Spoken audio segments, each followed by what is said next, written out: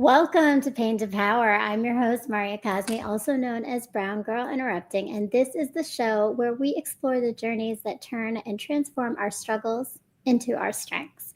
And this week, a lot of us were hopefully with loved ones and connecting. And me in particular, I was with my boys. Two out of my three boys were with me. And it was beautiful and it was lovely, but I think it brought up a lot of thoughts for me of part of why I've been going through this healing journey, because sometimes we heal for ourselves, but sometimes we're also healing for the people that are beyond us. So for me, it's breaking some of those generational cycles that I have inherited and some that I have gotten through just being connected with other people. And so I wanted to share with you actually a piece that I wrote that is about this idea because it is part of this healing journey for me. So this particular piece is called Roots and Wings. No one prepares you for how tough some roots are to take hold and that not all wings are built to fly. I knew it was my job to make sure that the men I brought into this world would have deep roots that led them to be strong, loving, and capable men who would someday enhance someone's life. However, life happens when we're making plans. No quote is as true as this. I may have had a projected outcome for my boys' future that wasn't where their paths were intended to lead. The roots should have been easy. That's the foundation children have in knowing there is always something grounding them and holding them together when the world threatens to break them down. That is, unless one person nurtures the soil and tends to the care of the roots and the other adults in their life cut the sprouts as soon as they settle while pouring toxic chemicals into the ground they feed on. Roots can grow when they are planted. Roots can't grow when they are planted in unhealthy soil and stunted from flourishing. So healing as a parent for me means that I'm doing the work not only for myself, but also for others. And many of you out there listening and tuning in today to Pain to Power in this episode are doing the same. And particularly, our focus today is a little bit on what happens to men when it comes to this healing journey. So, art is an incredibly powerful thing, and it really does reach the depths of who we are and helps us to express our words that we can't always capture. And so I'm really excited tonight to introduce you to my guest, Nerd the Poet, who has turned his life experiences into a source of healing. He is a spoken word artist, a bi-coastal influencer, an event planner and consultant and host, and 3 times published author. Welcome, Nerd. Hey, what's going on? How you doing? I'm great. How are you doing today? I'm good. I'm good. Greetings from the West Coast. Greetings to the West Coast. I love it. So I'm on the East Coast and you're on the West Coast, and Yeah. we are so glad you're here with us today. And I see we've already got some folks in the rant. Tasha from No Holdbacks TV says hello, everyone. Hey, Tasha, welcome. I'm sure the chat is going to be going up. Logic and friends, peace to the chat. Yes, peace to the chat, and to everyone joining us. Please make sure if you're here with us, make sure that you are subscribing to the channel, you hit the like button, and you share your comments and engage with us in this conversation. So, Nerd on the West Coast, on the heels of some time with loved ones.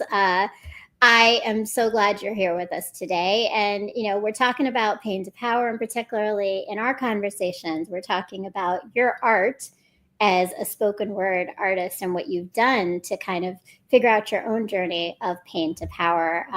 How do you describe that idea of turning your pain into power?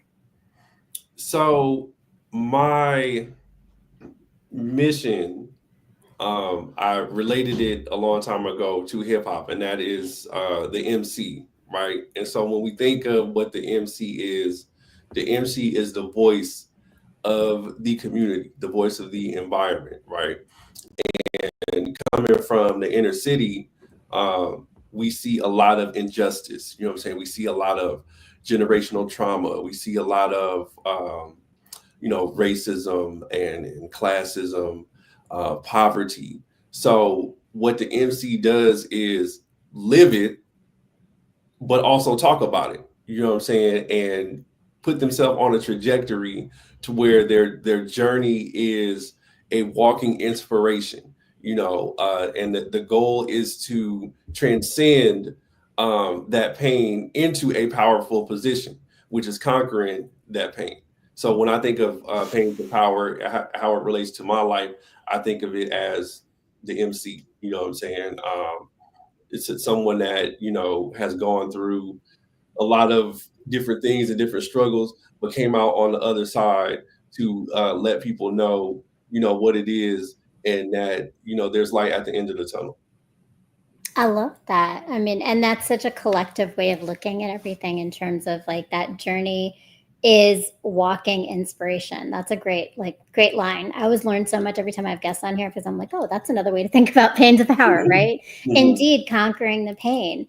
So when you're thinking about that, what is your relationship with pain? Like what has that been for you in your life? Um, pain, pain is temporary, but what is forever is knowledge, wisdom, understanding. And sometimes you can't achieve those without pain. I have a line that I say in one of my poems where it says, if it never got ugly, could you truly appreciate when it's beautiful? You know, so I have gone through pain physically, I've gone through pain emotionally, and I've gone through pain on a spiritual level, having empathy, feeling other people's pain. So I also, I have a knowledge of pain, and I express that in my art. That's how I get the pain off of me. You know what I'm saying? Hmm. But Hmm. yeah, it's definitely something that is a part of my life. So when did you learn for you to start channeling that? Um, I want to say I learned when I started listening to hip hop music, right? The song Juicy, is by Notorious B.I.G. It's about his pain. Super Nintendo, Sega Genesis. When I was dead broke, I couldn't picture this. You know what I'm saying? Like everybody, it's like you feel it. Like, yeah, you know what I'm saying? I've been there too. But at the end of the day, now I'm in a position to where I can take care of not only myself, but my family, my daughter. So when I first heard that, I understood story, right? And Hmm. when you are writing a story, you start from the conflict because every good story has a conflict. So, what is the conflict? What is the pain that the protagonist has to go through? So I learned that like 5 years old. How did that start coming out for you? So that was music. So then when did you start writing about it? Was it five? Were you writing poetry? You were writing about your pain? I started writing. Um, Sorry, I'm putting my laptop on do not disturb. um, I started writing poetry in high school, um, sophomore year of high school. And my writing process, I used to write lyrics and then find like the beat to go with them. You know what I'm saying? Because, and I'm gonna date myself here, but we had like uh, the Kazaa, we had Napster, so we were illegally downloading instrumentals. Right, right, right. You know what I'm saying? And rapping over them. And then I started hearing like deaf poetry when that was being shown in syndication, when they had poets on Showtime at the Apollo. And I was like, oh, I could do this. This sounds like an acapella. You know what I'm saying? Just a little different. So I started that in my sophomore year. And I remember my junior year, I was able to do a poem for the Black History Month assembly. So that kind of was the foundation to when I started doing my poetry in about high school at about 15 years old. So 10 years after um, my awareness of pain. I love that though. But I mean, and within that, like you talked about at the beginning, right, this idea that it's more than it's the voice of the community, right? Your pain and talking about Black History Month. I mean, clearly you're representing and talking about then the stories of many people, right? Mhm. Um, how was poetry a part of that? Like at that age, at high school, how were you thinking about that in terms of your connection to just being a Black man? Um, that it was unique. You know, LA is a dog eat dog place. You know what I'm saying? So you can't just be book smart. You got to be street smart. And you know, my parents were never married, so I had a stepfather, and he was raised in Compton. You know what I'm saying? So he knew all about the streets, and he pulled me to the side and said, "You smart, but the dumbest person is gonna be able to take your life if you not smart about the streets, you know." And we have a lot of gang culture, right? So you just have to be aware. Like as soon as you step outside the house, like you're on guard. You know what I'm saying? You're Mm. on defense. And that's a painful thing because as a child, you want to understand pleasure, fun. You know what I'm saying? Like Right. you want to be able to, you know, walk down the street and ride your bikes and play tags with your friends. But now you got to worry about what streets you walk down on the way home, what color shoelaces you got on, what color hats you got on, and if you do get in a confrontational situation, like it's fight or flight. You know what I'm saying? So, what you know, a lot of these things you have to make yourself aware of, and I don't believe that is the same thing that happens with a lot of my counterparts, but I know in LA specifically, like that's just a part of the culture. Right. But I mean, I think I appreciate you saying that because you're painting the picture of everybody's experience of Mhm. coming to their power is different, right? And the challenges that you had to figure out within that. So like for you, given that you're like balancing very different cultures, like this poetry, expressive, creative space, and then the reality of just where you're living right in LA. So how did you find like your own space and tribe within that? Or was that like was there a struggle for that with you? There was a struggle for that, and I think this is where I started to realize spiritually there were things going on. It was the aura that I had that was attracting different people because I still was a nerd at the end of the day. You know what I'm saying? I still like my quirky things. I wasn't very popular. I didn't have the best gear or clothing and shoes and stuff like that. So people started gravitating towards me in my journey of finding myself. I used to do a lot of things alone. You know, Mm. I used to hang out in high school alone. I used to just sit and listen to music alone. And as I started to share my art form through hip hop, through rapping, more people started being like, "Hey, I feel the same way," or you know what I'm saying, like, you know, we didn't get picked for the basketball team either, so we kicked it over here. You know what I'm saying? And that's kind of how I found my tribe. I think it was my aura first. That's cool though, because you led your tribe though too, right? Like it sounds like you gave permission to others to be the authentic self, right? That's Yeah. not an easy thing Mhm. to embrace, and I think particularly as men, it's not an easy thing to embrace and be different than what society is telling you to be. Yeah, yeah, definitely not because they call it being othered. You know what I'm Mm. saying? Mm. So once you are experiencing an othering, it's like like what is my real value? You know what I'm saying? Or for me, it was an act of rebellion. Like I know I'm not like these people. I know I don't value the same things that they value. I can't sit there and pretend and go along with everyone. Like I'm not a go along type of person. I'm a unique person, and Yeah. that's what I was always told in my childhood. There was like, there's something about you, Dominic. Something that's very unique. You got a nice smile. You're able to talk to people. You're very friendly. So it's something different. And then my journey was like, well, what is that? What is that difference? What is that potential? You know what I'm saying? So Hmm. the book that I'm going to talk about too, I'd rather be called a nerd.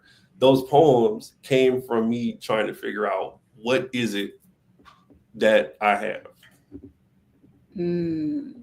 So when did you start to call yourself Nerd the Poet? It's funny because there's an evolution of that.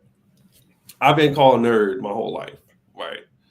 And so I got to a point in time where I was like, you know what? If everybody's gonna call me a nerd, fine, that's me. And it was an acronym for no one ever recognized Dominic, because that's what Mm. I felt like I was invisible, right? And then as I started to share my art, that started to get recognized. So then it became, now everyone recognizes Dominic, and I started putting it like on my t-shirts. Like I was just doing a bunch of crazy stuff in high school. So I used to take like a Sharpie and turn a t-shirt inside out and like make my own t-shirts. So one of the t-shirts had nerd on it. And I did I was in a cipher when I was in my junior year of high school. And the person who was a beatbox, his name was Smooth at the time, and he was like pretty popular, but he also was like rebellious, like, you know, I'm a rock with my own, you know what I'm saying, crew or whatever. So he gave me the name, he made the name Nerd official, you know what I'm saying? Because he saw the shirt and was like, you know what, we're gonna start calling you Nerd now. And it was the same time that, you know, Pharrell Williams and Chad had their group, and skateboard culture was starting to become popular. So I like to call myself a pre-blurred before that was a thing, but yes. Oh, I love that, the evolution of it. But like, I think it's so cool because it sounds like you were able to reclaim it, right? Like what Yeah. started as you feeling othered became you creating your own movement of Mhm. who you really want to be and what that is. And then like giving permission to others. Mhm. Because I think like, and we don't talk about this a lot on this show. I think it's such, I mean, like, this is what I love. Like, your name caught me the first time I saw you on stage, right? Because it is like, it's just like, okay, Nerd the Poet. Like, that's that. I got to know more about why, right? Mhm. But I think So that the original name. the idea, right? The blurred, right? Like that's a really like a complicated space to be in Mhm. identity for a lot of men. Yeah. And it's a painful space too, Yeah. because you know, it's something that means like you're a nuisance, you're lame, you know what I'm saying? Nobody likes you, you're just annoying, you know what I'm saying? Even though you are like very smart and a genius, you know? So the pain is there, and it's like, dang, like nobody really likes me. Like I'm just a annoying person that no one wants to be around or, you know, treat as a human. So I think, and this is the thing too, the pain, and I believe this happens to a lot of black men, is like our humanity gets taken away by how other people see us. You know what I'm saying? Because if we're not seen as a nerd, we're seen as a menace, destructive to society, and animal, you know? Right. And then Right. it's like, well, if you're gonna take our humanity away, then we're gonna step fully in whatever it is that you think about us. You know, Eminem said, I am whatever you say I am. That is a response to that pain, you know. So now, since you are putting this on me, you're taking my humanity away, I'm going to show you fully what that looks like. Mm. And I think, I mean, the way you outline that, right, is like you being society is determining your narrative on two different ways, right? There's this Mhm. the society of systemic racism and everything that's coming with that, and the idea of being black in this country and a man, right? But then that like that persona of nerd, and I feel like okay, probably I feel our time frames are about the same, like 90s, right? Like Yeah, yeah. I 90s was born in and he's 88. growing up right. What do we have? We got Steve Urkel. We got all these tropes out there of what that means. And I think that's a lot of fighting against that pain of narratives. Mhm. So this whole journey though started on the West Coast, but you have moved to the East Coast, and that in and of itself has been a part of your story. Yeah. Uh, what made that big shift? Like that was huge, right? Like that change. Mhm. How'd you get there? I got there for two reasons. One, I knew that something was bigger out there for me. right? Because once I was on this journey trying to figure out what it is about me, now where is that going to take me, right? And so I look at the brand that I built. What I built and established in LA was very successful, almost too successful. But it wasn't enough because it was not making me whole, right? It wasn't giving me sustainability. Okay. So Mhm. I'm sitting here, I'm having conversations with God, and I'm like, yo, I have everything already here. So what does that mean? And it's like, okay, well, you need to go out and do more, you know? So I was like, okay, well, where do I need to go? I started doing my research and looking up the most 10 successful Black communities in the nation.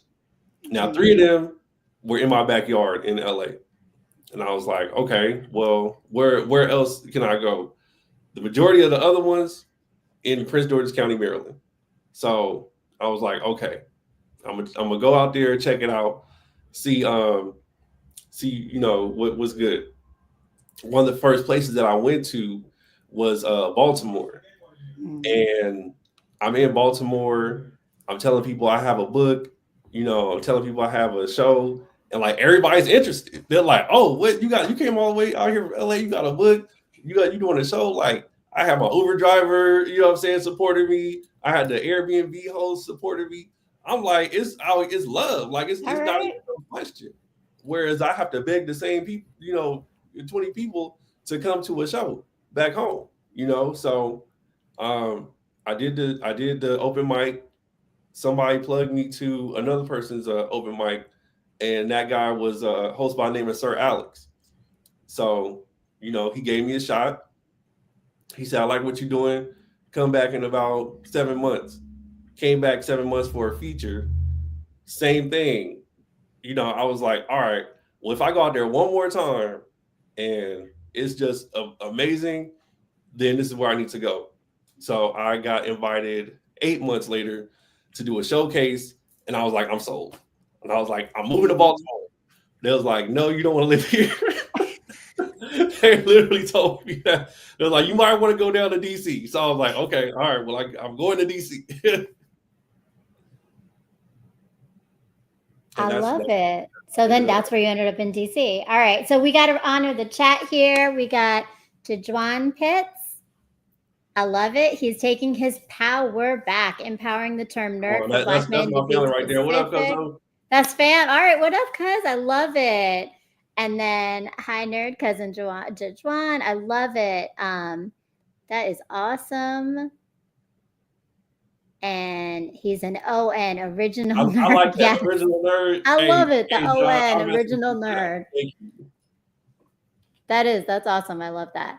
Um, so I love that like your transition here clearly like it seems like you went with the flow, right? Like Yeah. where is it taking me? What's Hmm. working? And you trust a lot in faith. I can hear it in so many things, right, that you're saying.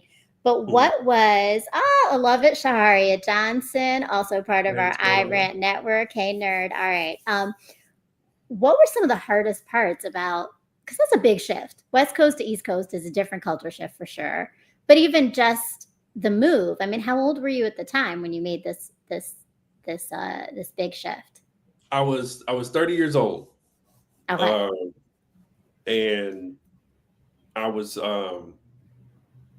on I was about to turn 31, right? So I was like, okay, I had wanted to move before 30, but it wasn't time yet. You know what I'm saying? Mm-hmm. And that's another thing too. Like you gotta move within your time, even if Mm. you feel like this is where you need to go, because timing is everything. So it was supposed to be summer of 2018, but it didn't work out just yet. So I moved January of 2019, and you know, some of the things that I went through was like you by yourself, like you don't have you don't have a physical support system. Okay, and one thing that I do not want to leave out is that I've always had emotional support systems. Okay. And what I call like angel support and the ancestors. You know what I'm saying? Where it's like like $200 in my account here, 400 there. You know what I'm saying? Because being bold enough to make that journey was so inspiring, right? And this is the thing: you never know what it is that you do that's for you that's going to inspire other people. When I did my first tour and touring my book, I just booked a one way and was like, I'm gonna figure my way, I'm gonna work my way back. They was like, yo, that's crazy. Like you didn't even do a round trip. I was like, nope, I did not do a round trip because I did not want to have an excuse of why I didn't do what it was I was supposed to do. I held myself accountable. So, but not having that physical support to like where it's just you, and it was like me, a laptop, and an air mattress and 2 blankets. You know what I'm saying? Just there with myself. So like sitting with yourself is so much happens. Yeah. Yeah. And I'm sorry, what was the question again? I got too excited. No, just so but you're talking about it, right? I think like what was the challenge of that? But you said sitting with yourself. So how did that impact you, even with your emotional support systems? Like, was there an impact on your psyche, on your own health, like your own mental health? I found what was really triggering me because I would be having, a pretty good day. Like nothing was going on. There was no one there to bother me or ask me for anything. And my dreams would remind me of everything that I was holding in and angry about, to where like I would wake up in cold sweats. I would wake up crying, and I'm tripping like, yeah, what? I'm still bothered by that. Like that's, like, and so like you start realizing like, yo, this is what I was distracting myself from. So, you know what I'm saying? Now you work on that. You know what I'm saying? You work on having your own routine, because one of the major things when you leave from your hometown, people don't have access to you. If you don't have access to you, they're not asking you to do stuff, So now what are you going to do? It's like it was like a freedom, but then it was like, dang, freedom. Like that was one of the first things. Now I'm big on research, so I researched the mess out of what it is that I was doing. Some things did catch me off guard though, like I was renting a room, and I thought they had a common area because it was advertised on the little Facebook Marketplace, and then I got there and found out that they turned it into another room for rent. So like I literally had to be in my room or I had to go outside, but you can't go outside for too long because it's like cold. Right. Cold. So you get them little blips, you know what I'm saying, them little things like, oh yeah, this ain't nothing like what I thought it was. Okay, but Right. But I mean, like that's the growing pains of some of those changes, right? Like, but I appreciate, like, I think what you talked about though, sitting with yourself opened up this space, and you said it, like the noise was gone and you had to like had that quiet of like really processing things. How did that process and experience influence your art? because it made me write about it. Because if I didn't want to have this major emotional breakdown, I had to have some type of outlet, right? And so writing was always my outlet. And I used to write, and I think this is why this still happens. I used to write at like 1 in the morning, 2 in the morning, 3 in the morning, because that's the only time where it was quiet, and it was the only time someone was not asking me to do something. So those were my creative hours. So now instead of my creative hours being about, how can I talk about what's good that's going on in my life? Now I'm talking about how do I feel about this situation that's still bothering me with these people that are 2,000 plus miles away, you know.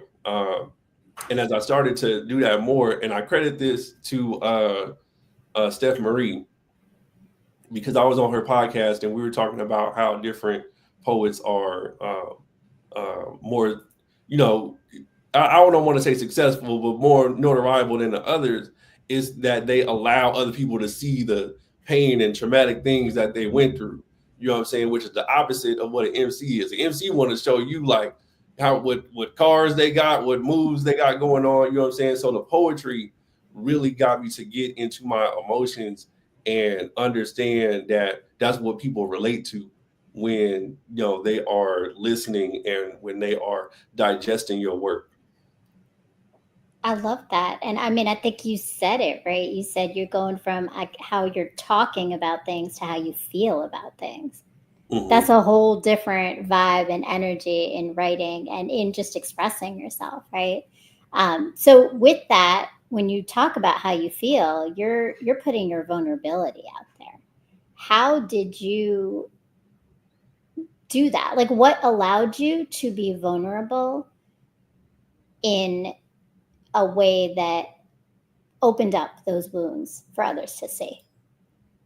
So it was the open mic community, you know, and the open mic poetry community kind of won't allow you to do anything else. You know what I'm saying? Like you, you know, because either they're gonna be talking about you, or and not to say like talking about you like gossipy or judgmental, but what accountability and vulnerability are the pillars of what drives it, right? Because it's like, okay, well, we're all putting that out there, so this is how we vent, this is how we connect, right? And yeah, it's cute to talk about how you make love in the bed, and what I'm saying, what you would do, but what's really going on, what I'm saying, because we talking about these people out here in the world that's making us feel this way, and hopefully they're not in the room. But if they are in the room, or they about to feel like trash as soon as they leave. You know what I'm saying?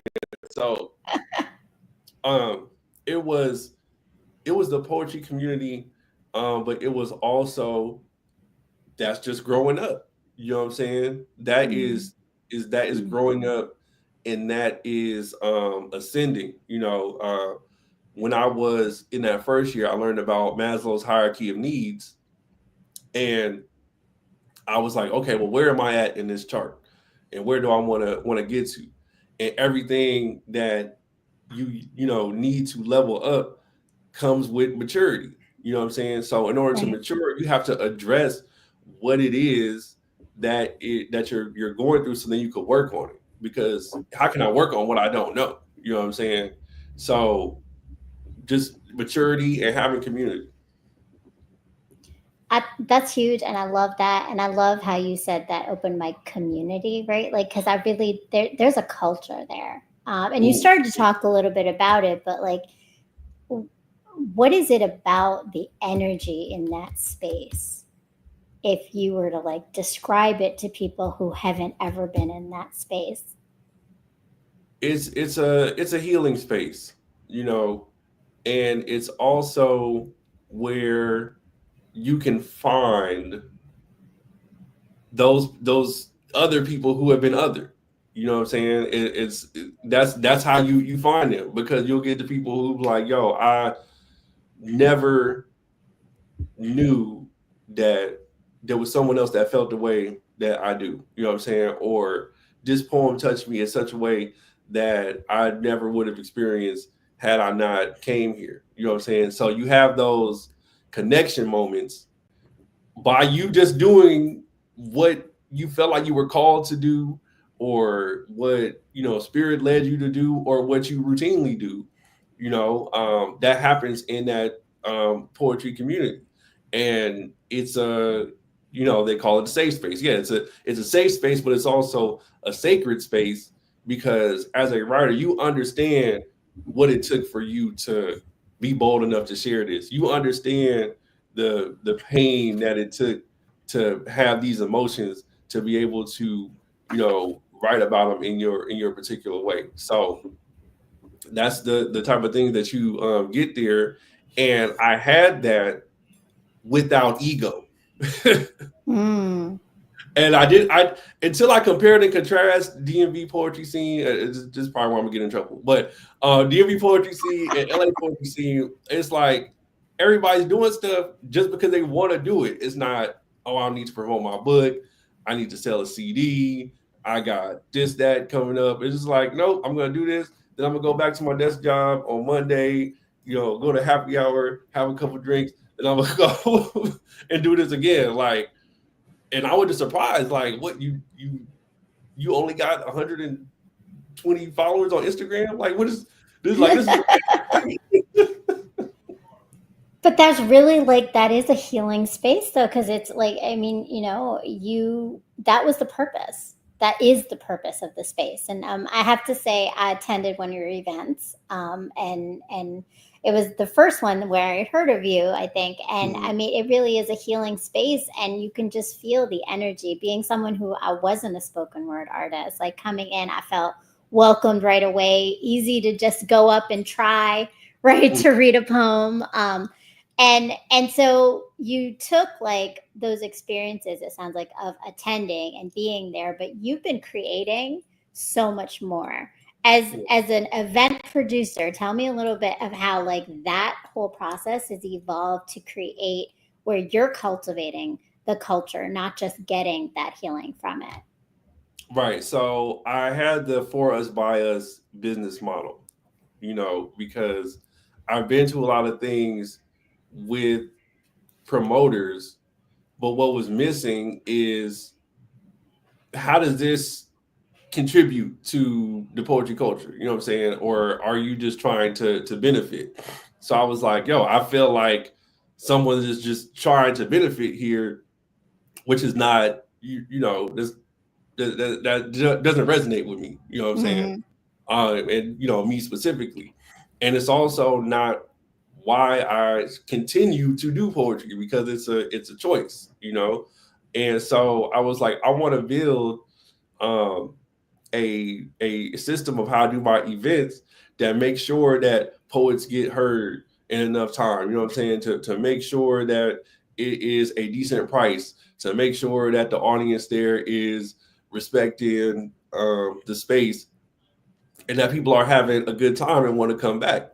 You know, and that was the business model of how I started my event. So I think the event that you came to, an evening with authors, that was because I was going to open mics, and I'm like, yo, it's 16 people on the open mic, everybody got a book, and like it's great, like we want to support, but we can't buy 16 books, so why don't I have an event that highlights two authors? You can bring and invite your audience there, and then we could also get into who you are as a person. And it's an open mic space that's not performative, right? And this is another thing, you kind of touched on that a little bit. A lot of people are scared to share their poetry, not just because it's vulnerable, but they don't think people are going to be interested. They think that it has to look in this monolith way, and it's not. That's what art is about. It's about being unique to you. So I wanted to cultivate something that was able to relieve some of the pain points that poets had, poets and authors. I love that though. I mean, do you see yourself as a visionary? I do see myself as a visionary, Yeah. and I'm smiling because that is what I was asking when I was asking, like, what am I? What is it that I have? I have vision, and so now that I know that, that is going to bring me the sustainability and the wholeness that I was looking for, which is why I left. You know what I'm saying? So it's a full circle moment, and you have to be confident in those things, because if you're not in a confidence mode, you're in a questioning mode. And if you're sitting there questioning things all day, then nothing happens. If you're not in a confidence mode, you're in a questioning mode. That's so true, right? And you're questioning yourself too, right? Like that's the big one. Yeah. I love that. And so now, like, we talked about you're in West Coast, I'm in the East Coast, right? Like you're back on the West Coast. How has those, like, what is it like when you go back now to the West Coast, and what have you carried from your lessons learned, your experiences from living here and doing all that you've been doing here when you go back home? It's so peaceful, peaceful in the sense that I'm bringing myself peacefully, and also I've cut out, or I've put boundaries on things that were disturbing that peace, So sometimes there is a bit of loneliness there, but the same way that I approached loneliness when I moved to the East Coast, I find solutions for that loneliness because that's what I had to do, right? So it's like it was finding the missing pieces and putting it together. Because if I want to find something to do, okay, I'm gonna go on a hike. I'm gonna go try a new restaurant. I'm gonna go to a meetup group. Like I have solutions for the things that I had problems to prior to move. And sometimes you have to subtly let people know that you're just not messing with them anymore, or you're not dealing with you're not dealing with what they are bringing to you that is not bringing you peace and productivity. Boundaries are big. But it's interesting because I think a lot of times, many guests I have on the show, when we talk about the idea of it's such a healing and an eye-opening thing to find boundaries for yourself, to be able to then hold your boundaries with others. But I think there's almost this cost you pay for those who are not ready for you to have boundaries with them. Have you experienced that in any of these shifts, whether it's in, East Coast or West Coast? I mean, when you put up your boundaries and you realize things, do you feel any pushback or response from others? That could be a whole nother show. That could be a whole nother show. I'm going to say short answer, yes. But you also have to think of it like this. Are they in a season that is in alignment with you? And if not, maybe your season is up, or maybe now the ball's in their court to learn what they need to learn to match you on that level. So like, even doing this podcast, I'm handling business, and I'm like, all right, I got 15 minutes to talk about what it is that we need to talk about, because after that I have stuff to do for me. And they're like, oh man, so on and so forth. But they respect it, Right. And so it's like you either got to get with it or get lost. You know what I'm saying? And that's the Aries in me though. I'm just gonna say, this is what it is, and you could take it or leave it. But sometimes there are those connections that are going to take a little bit more time and grace, and I'm understanding of that as well. But I always have to make sure I prioritize myself, because if you don't prioritize yourself, you're going to be living with resentment, and that resentment is going to show up in some way. Even if you bury it deep down, like you will not have a peaceful night of sleep if you do not address and deal with doing those things. You know what I'm saying? So, yeah, short answer, yes, there has been, but it just comes with the territory. Absolutely prioritize yourself. And I love it. To Judge Juan. Am I saying it right? Jawan. Yeah. Thank you. Sorry. Jawan says solution-based thinking and boundaries create a space for self-respect and self-care. Absolutely. And I love that. And, that resonated with me when you said that, right? This idea that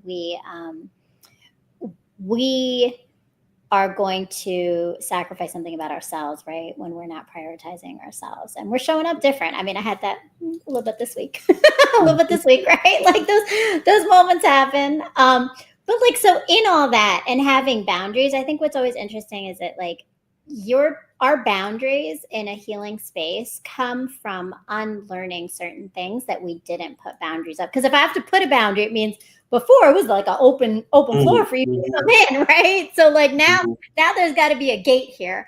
What are some of those things that you had to unlearn from your childhood or even like teenage years, right? Like messages or ways of being as to be able to put up some of those boundaries?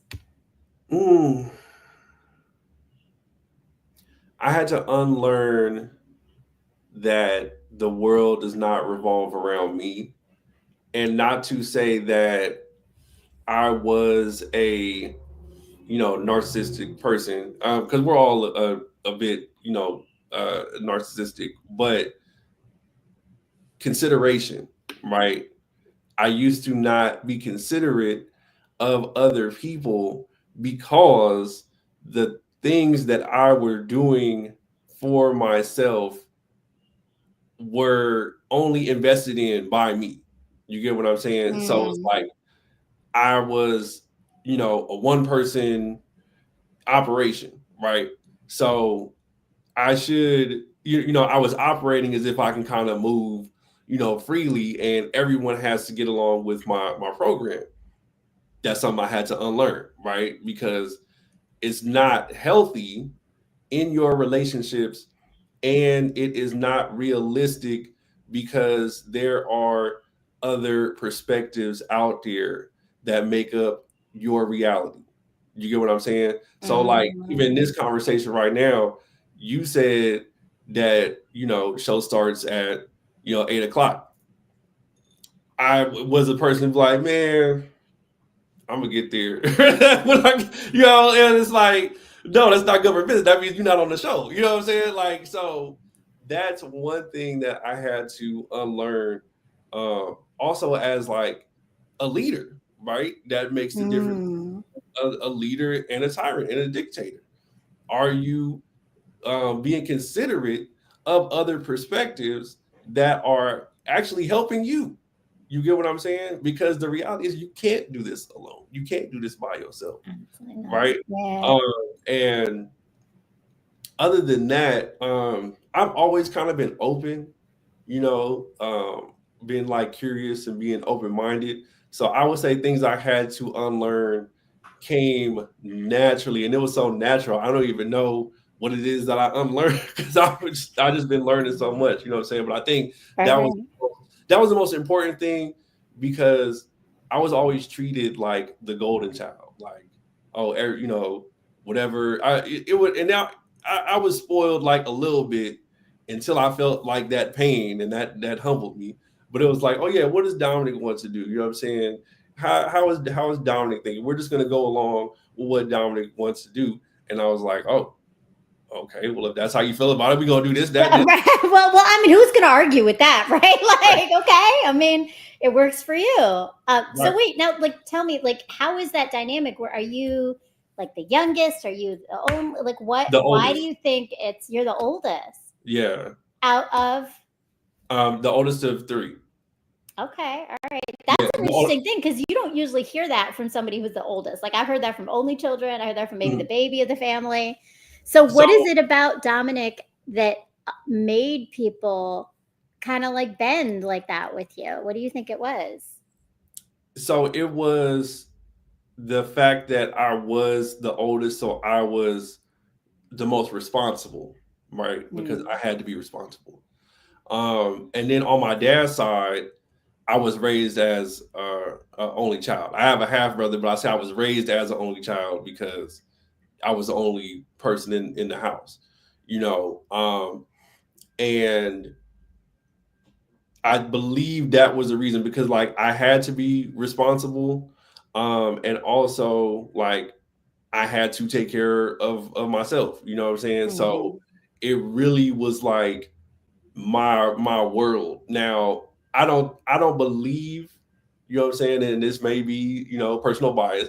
I don't believe I ever abused that, but going into another area now, it's like, okay, well, who are you? You know what I'm saying? Right?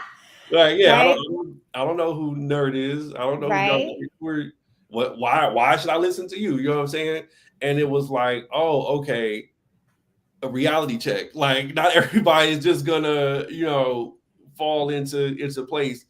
And then also hearing like people on the receiving end of being affected by those type of people, and I'm sitting there having conversations. They're like, yeah, man, they treat like this. And I was like, but I kind of would do the same thing. But you know what?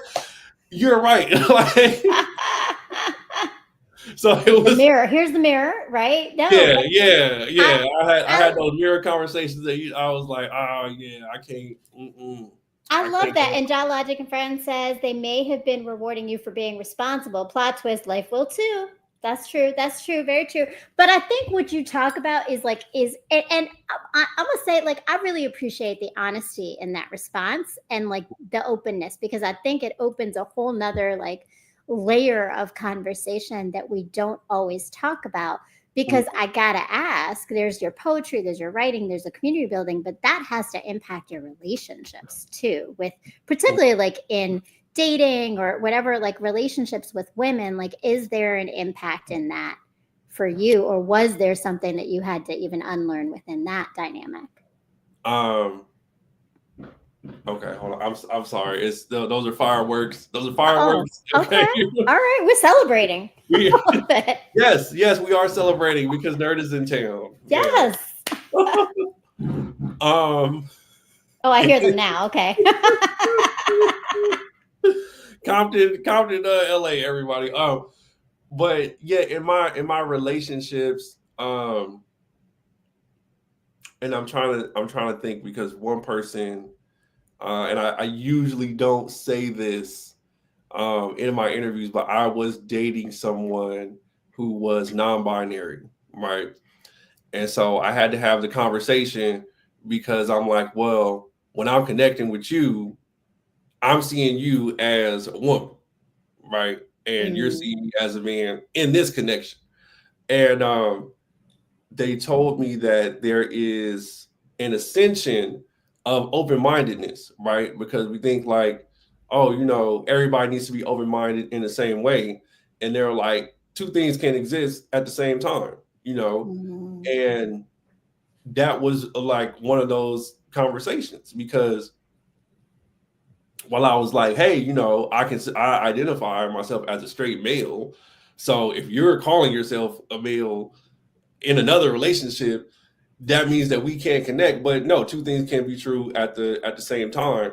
That changed the trajectory of my open-mindedness. And at the end of the day, if this relationship is both beneficial to both of us, then what is the point of creating an argument or or building a resistance against that? You know what I'm saying? So that's what I mean when I say being open to different perspectives, right? And it really just takes listening and understanding, because I think another thing is sometimes we deal with problems that we create ourselves, right? Mm-hmm. Because there was no problem in that connection. But if I decided for it to be a problem because I was closed-minded, now it's like, okay, well, yeah, there's going to be a problem. And it's what you focus on, right? Yeah. So the focus is your energy, and when you put your energy into it, that's what's going to elevate, right? That's what's going to be highlighted. I love that. And this has been such an amazing conversation. I really appreciate everything you've shared with us. But you talking about, I'd rather be called a nerd. Let's talk about this book a little bit more. And I think you have something you're going to read for us before we close out a little bit more today. Yes. So tell me about, do you want to give us some background on the book? Right. So the book is a memoir in poems of a Black man's journey from South LA, trying to understand what it means to be a nerd,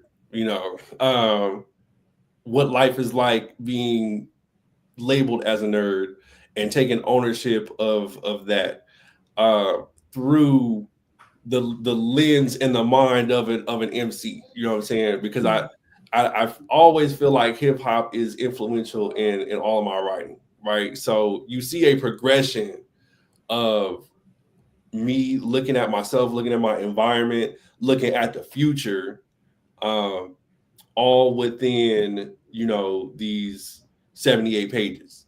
You know what I'm saying? So the topics vary from relationships, from different homes that I lived in. I also, fun fact, lived in 8 different cities in Los Angeles County. So I moved around a lot. So I've seen a lot, had to adjust, had to readjust and readjust again. You know what I'm saying? So all that is within the project. And there's also, and this is what another interviewer told me, there's also anger in there. And I didn't think about that. I was like, maybe I was angry,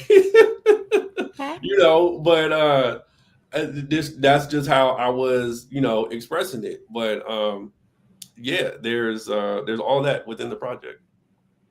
Well, I love that. And I think you can have, again, 2 things at once, right? So there can be all of those pieces and anger at the same time, right? So you're going to be sharing a piece with us today? Yes. So the piece I'm going to share is called Left Home for the Circus. And this is one of the newer, I actually wrote this piece for the book to kind of help, close it. And it goes like this. I left home for the circus. Who still does that? Rebellious teenagers ready to have the permission to become adults. This would be our first act. But I would always come back. I left home for the circus. I was amazed as a child. No security of supervision, just the call of the wild. I'm here to tell you about my first act, though I would always come back. I left home for the circus, only seeing glimpses with my eyes, silly clowns, animal tamers, walking giants, loud automobiles shooting cannons, bodies fly, one ringleader controlling it all from the side. Yet I will always come back. Back to my act. See, this was a balancing act.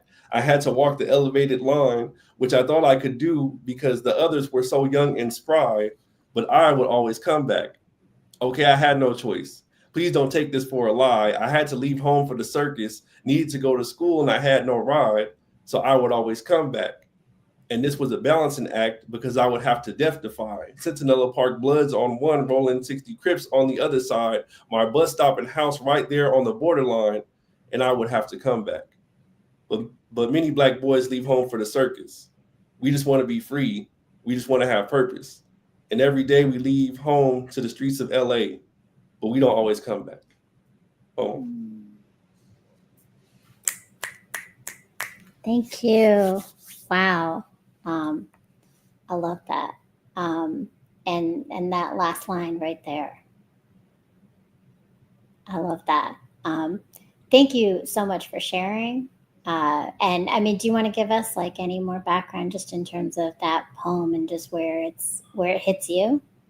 Yeah. So where my house sits on West Boulevard in Florence, it's actually a borderline to the city of Inglewood and South LA, and it's it's a neutral zone because you have 2 rival gangs on opposite sides of the of the area, right? And so I say, leave home for the circus because the circus is the streets of LA, and I would always come back, but that's not what every boy does who leaves and enters the streets of LA. And that's a thing I think is unique about like my life and growing up here is you don't know once you leave that door if you're gonna make it back home. And you have to make that decision day in and day out.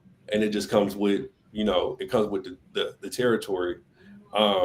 And I was acknowledging the fact that I did always return, you know what I'm saying? So it was kind of just like giving a reality of things. And that poem is in honor of my neighborhood friend Roy, who is childhood friend, and we're going to the park playing together, and then I'm focusing on school, doing stuff. Come back home, find out he joined the gang, and I'm like, okay, well, that's his thing. And then I came back one time and found that he passed away. So he didn't get to come back home. You know what I'm saying? So that poem was written with him and others in mind that have gone through the same experience. My condolences for your loss of your friend. And I think, you opened up with this, but you talked about the idea, the power of community in this healing, right? And that's another example. I think that poem, right? The power of community, and that seeing and knowing everyone's experiences and speaking words to them so that we all understand what is the reality, right? What is it for everyone? So I appreciate you sharing. I appreciate everything you shared today. So your book is one thing, which to make sure we saw it up here. The links are all down here in the YouTube description. Make sure you go down and you check out Nerd's link tree. It's got all the links for everything. Anything else particular coming up that you want to elevate and tell us about? Right. So if you're in the DC DMV area, every third Sunday, I host Art of Noise open mic in the Art of Noise gallery space, which is in Petworth area in Northwest DC. I'm also hosting Creative Soul Kickback, which is going to be December 6th at Prima District over there close to U Street Corridor. And I'm also working on getting an open mic residency here in LA with a poet buddy of mine. So y'all keep, I love yeah, it. yeah. Y'all keep, my efforts in your prayers, because my goal was to have a bi-coastal open mic, but then the pandemic happened that following year. So it's going to be in Inglewood, where it's pretty much gentrified up. You know what I'm saying? But I'm hoping that within that, I can be a stakeholder as someone who still has residency there and get a nice open mic experience going. So those are things I have coming up. I love that we got some local things, but I mean, to me, I think that again goes back to like talking about divine timing, and things happen when they're supposed to happen. So there's, to come back and then start this new bi-coastal like vision to come to pass is pretty cool. And I love that. So before we close out,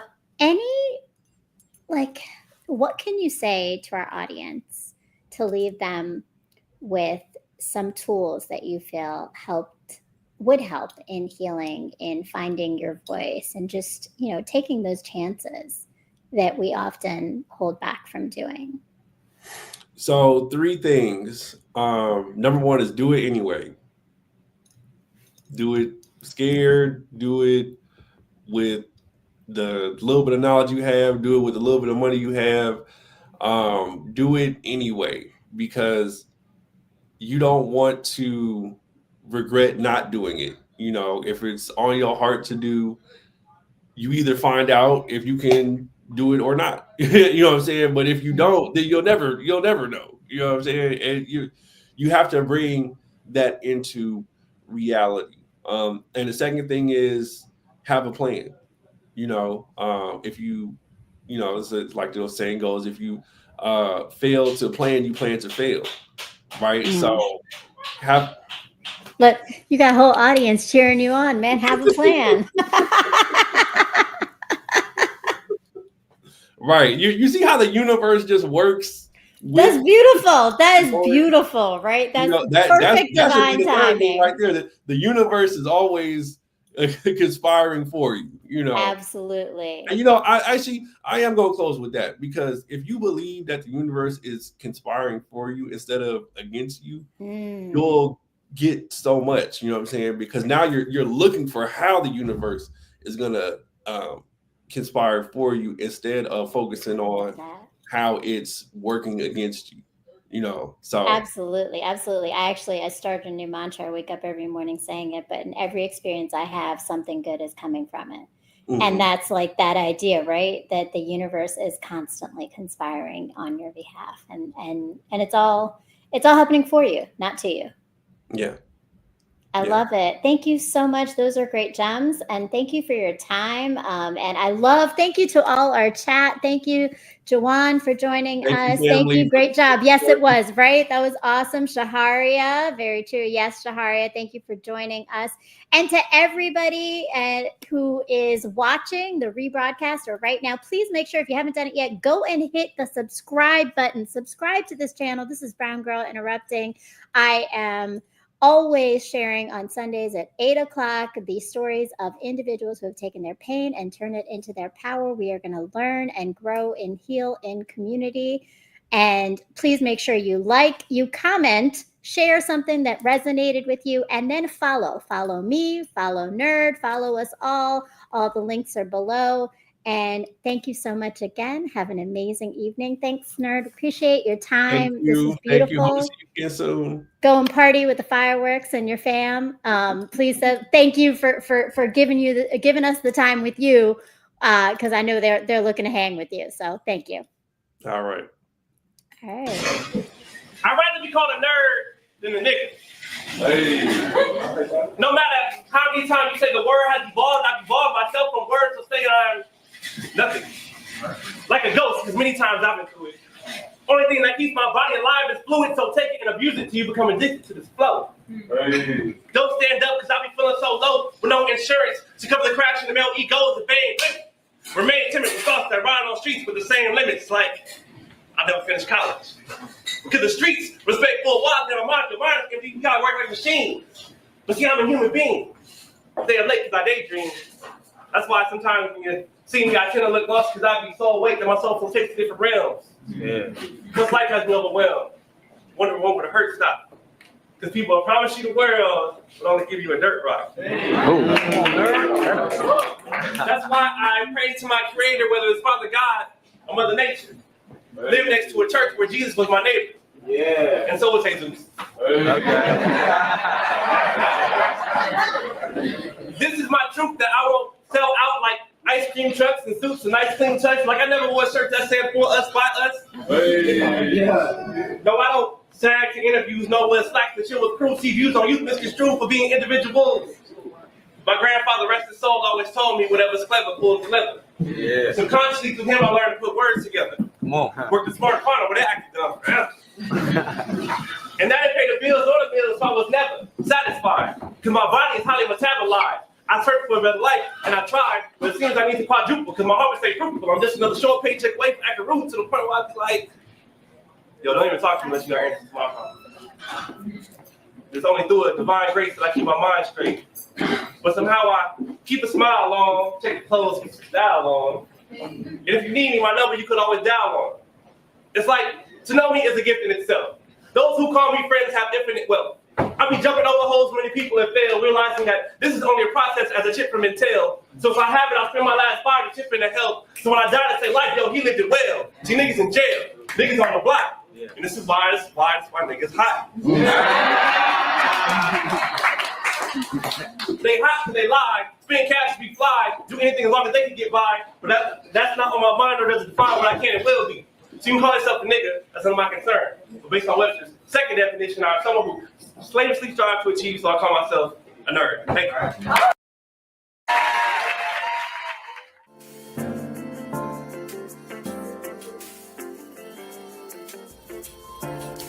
My world has slowly crumbled around me countless times, and every time I rebuild with the pieces I've been given to birth something so transformational and beautiful that no one else knew might exist before it was shown to them.